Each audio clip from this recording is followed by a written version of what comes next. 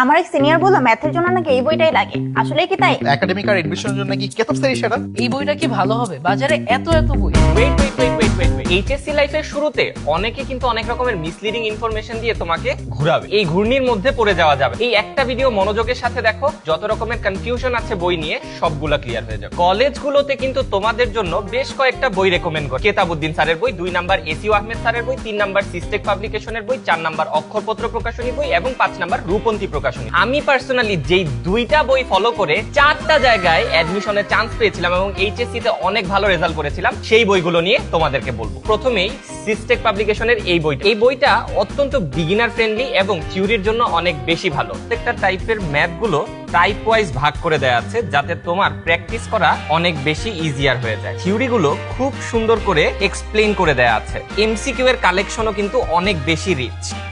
আর আমার সেকেন্ড বইটা হচ্ছে কেতাব স্যারের এই বইটা অনেক বেশি ইম্পর্টেন্ট তোমার অ্যাডমিশন স্ট্যান্ডার্ডের কোয়েশ্চেন গুলো অ্যাটেম্প্ট করার জন্য। এই বইটাতে কিন্তু তুমি একটু হার্ডার ক্যাটাগরির ম্যাথ গুলো পাবা। এরকম প্রত্যেকটা চ্যাপ্টারে কিন্তু তোমার কিছু কিছু হার্ডার ম্যাথ আছে। আমি তোমাদের জন্য হার্ড ম্যাথ গুলো অ্যাকচুয়ালি দাগিয়ে রেখেছি, যেগুলো অ্যাকচুয়ালি আমি কিন্তু ডিটেইলে তোমাদেরকে পড়াবো। এই দুইটা বই তোমার এইচএসসি থেকে অ্যাডমিশনের গেম একদম কমপ্লিট করে দিবে। দাঁড়ান ভাই ভিডিও এখানেই শেষ। PCMB, that is physics, chemistry, math, biology সবগুলাই কিন্তু একটা একটা করে কভার করে দেওয়া হবে। কমেন্টে জানাও যে তুমি কোনটা নেক্সট চাও।